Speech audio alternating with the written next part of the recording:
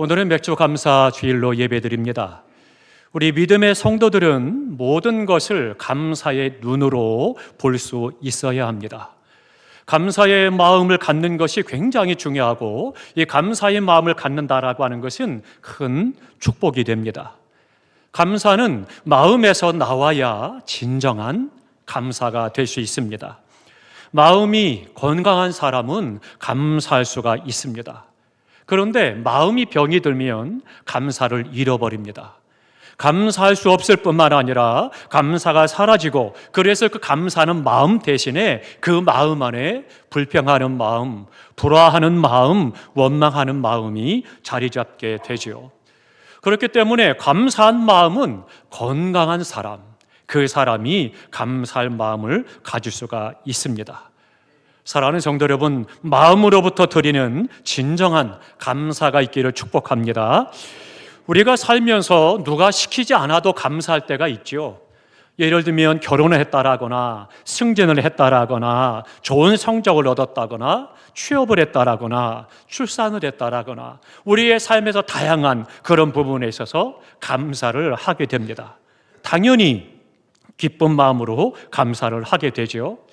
그러나 인생을 살아가면서 그런 날만 계속된다면 얼마나 좋겠습니까? 그런데 그런 날도 있지만 곤고한 날, 힘들어지고 어려운 일, 또 고통스러운 일을 만나기도 하고 잘 되지 않을 때도 있고 어려움을 만날 때도 있습니다. 그때는 감사한 마음이 나오기가 어려운 그런 때입니다.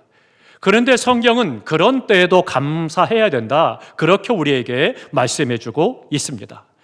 고난 중에도 감사하라, 그렇게 우리에게 말씀을 하고 있습니다. 오늘 본문 20절에 말씀하기를 범사에, 그렇게 말씀하는데요, 이 범사에라는 말은 모든 경우, 그렇게 말씀합니다. 그러니까 잘 될 때, 평안할 때, 좋을 때, 즐거울 때, 경건할 때, 형통할 때뿐만 아니라 어려울 때, 힘들 때, 곤고하고 괴로울 때에도, 잘 되지 않을 때에도, 때로는 실패했다 할지라도 감사할 수 있어야 된다, 그렇게 우리에게 말씀해 주고 있습니다. 악조건 속에서, 고난 속에서, 힘든 상황 속에서도 감사하는 것은 차원이 높은 그런 감사가 되는 것입니다. 우리 사람들은 흔히 감사를 언제 하느냐? 결과에 따라서 감사를 한다라고 하는 것입니다. 그런 습성을 갖고 있죠. 사업이 잘 되면 감사합니다. 죽을 고비를 넘기면 감사합니다. 출산을 하면 감사합니다. 합격하면 감사합니다. 이런 모든 감사들은 일반적이고 보편적인 그런 감사입니다. 그런데 대부분 이런 감사를 하는데 안타깝게도 그 중에는 그것조차 감사하지 못하는 그런 사람들도 있습니다. 그런데 이런 감사는 어떤 감사냐? 받았기 때문에, 내게 주어졌기 때문에, 받았기 때문에 감사하는 것이라는 거죠. 하지만 이런 감사보다 한층 더 성숙한 감사가 있는데, 그 성숙한 감사가 바로 고난 중에 드리는 감사라고 하는 것입니다. 고난을 통한 감사는 살아가는 동안 아주 아픈 경험을 통해서 그 과정 속에서 감사를 하는 것이죠. 그렇기 때문에 이 감사는 뼈아픈 감사라고 이야기를 하는 것입니다.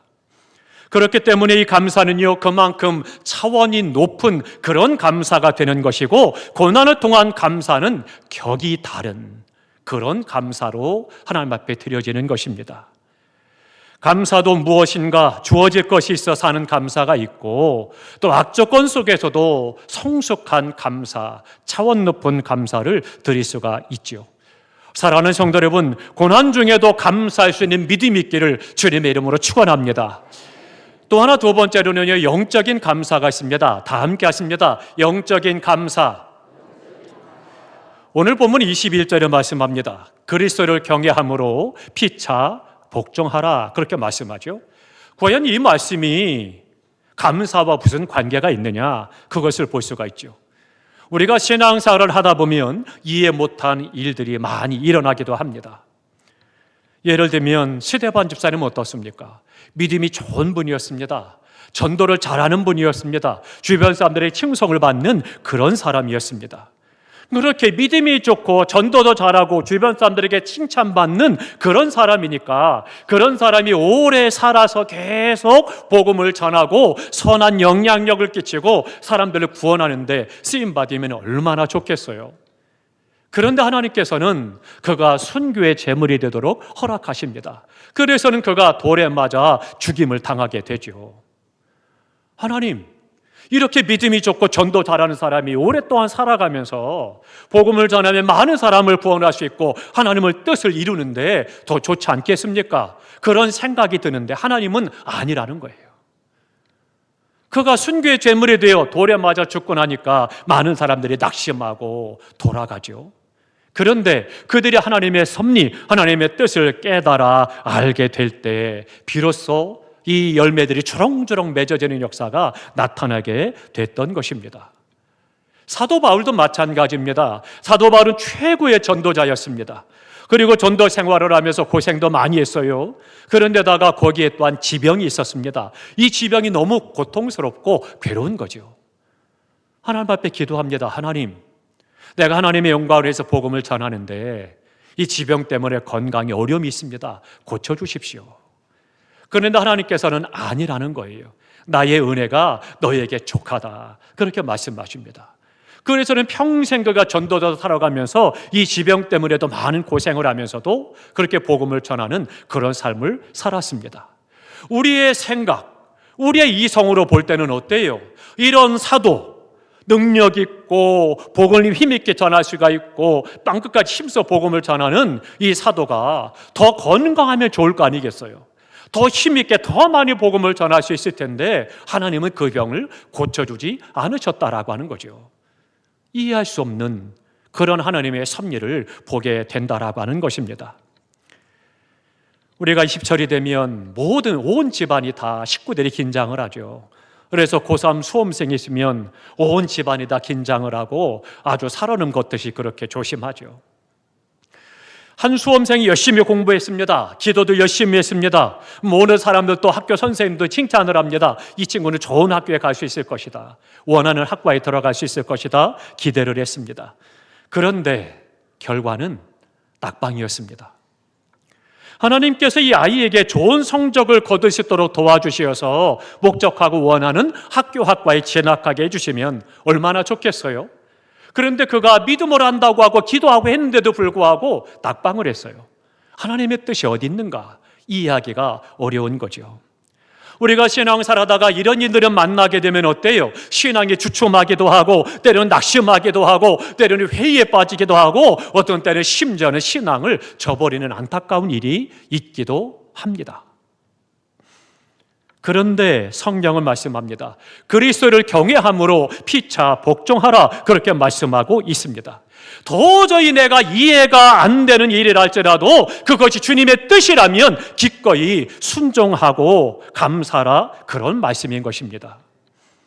우리의 이성과 논리와 수판화를 튕겨서 주어지는 것만 감사하는 것이 아니라 내가 이해가 안 된다 할지라도 하나님께서 말씀하신다라면 그것이 하나님의 뜻이와 섭리 있다라면 감사할 수 있어야 된다는 것을 말하고 있는 거죠. 때로는 이해 못할 일이 발생한다 할지라도 신앙의 회의가 느껴진다 할지라도 그래도 감사해야 된다. 그것을 우리에게 가르치고 있습니다. 이것이 영적인 감사가 되는 것입니다.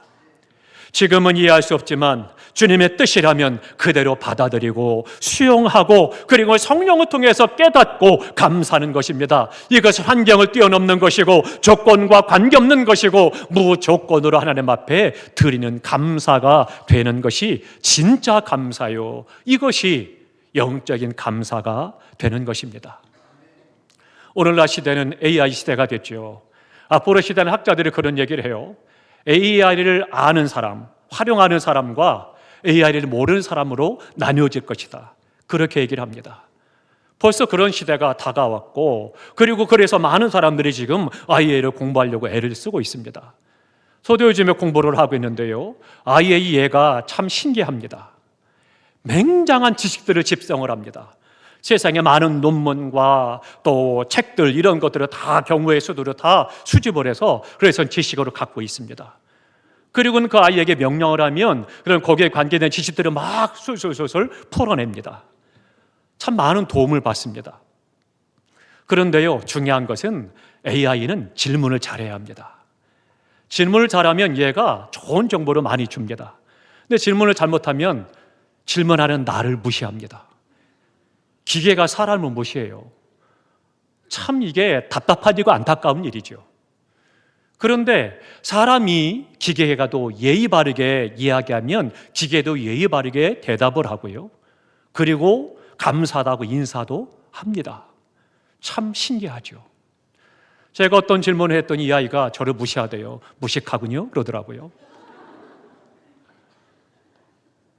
어느 날은 신학적인 부분들을 자료를 쭉 넣어놓고 그리고 거기에 대한 것들을 소논문을 A4 용지로 11자로 해가지고 그거를 한 장을 내달라고 부탁을 했습니다. 그랬더니 거기에 들어가는 용어들을 보더니만 그 친구가 그러는 거예요. 지식이 풍부하군요. 금방 무식하다 하더니만 금방 지식이 풍부하대요. 그러니까 뭔 단어를 쓰느냐, 어떤 질문을 하느냐를 가지고 이 아이가 판단하는 거죠.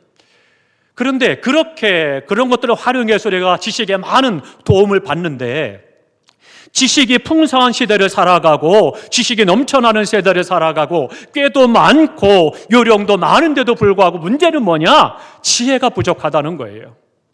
덕이 없고 배려가 없고 겸손이 없고 감사가 없다는 겁니다.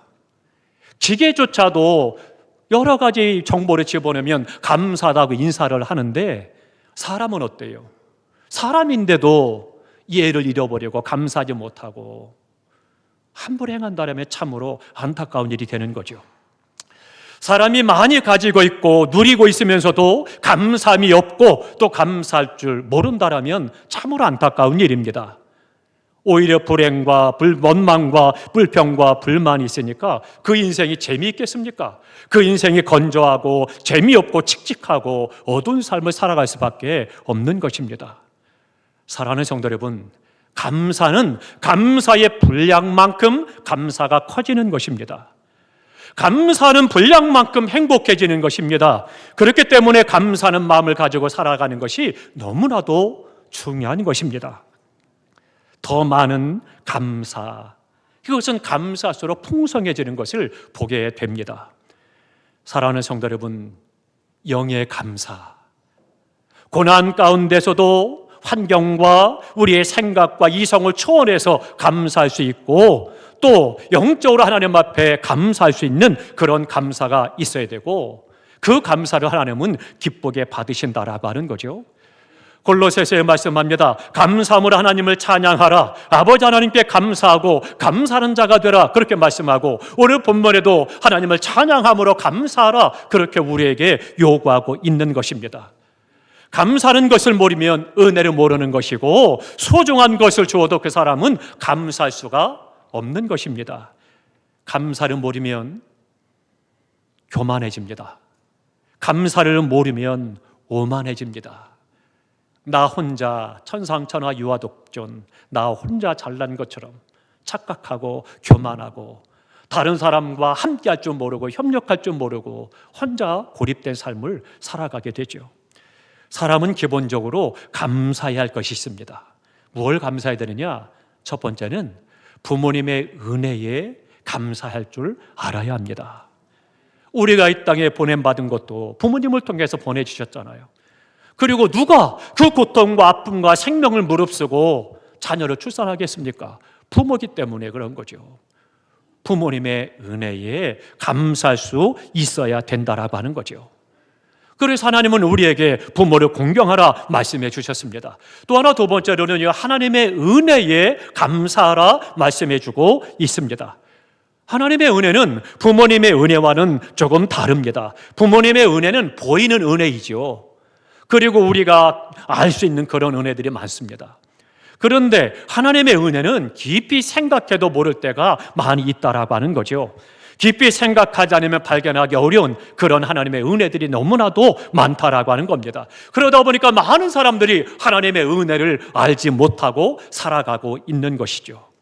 그러나 성령의 감동하심을 따라 하나님을 믿는 우리는 하나님의 은혜를 알게 되는 것이고 그래서 하나님의 은혜에 감사할 수가 있는 것입니다. 세 번째로는요, 주변에 감사해야 합니다. 세상 나 혼자 살아간 사람 없습니다. 세상의 도움을 다 받아 살아갑니다. 서로가 도움을 주고받으며 살아가는 거죠. 그러니까 이웃에게 옆에 주변에 감사할 수 있어야 된다는 거죠. 세상 어떤 것보다도 감사를 배우고 감사를 가르치는 것이 바람직한 것입니다.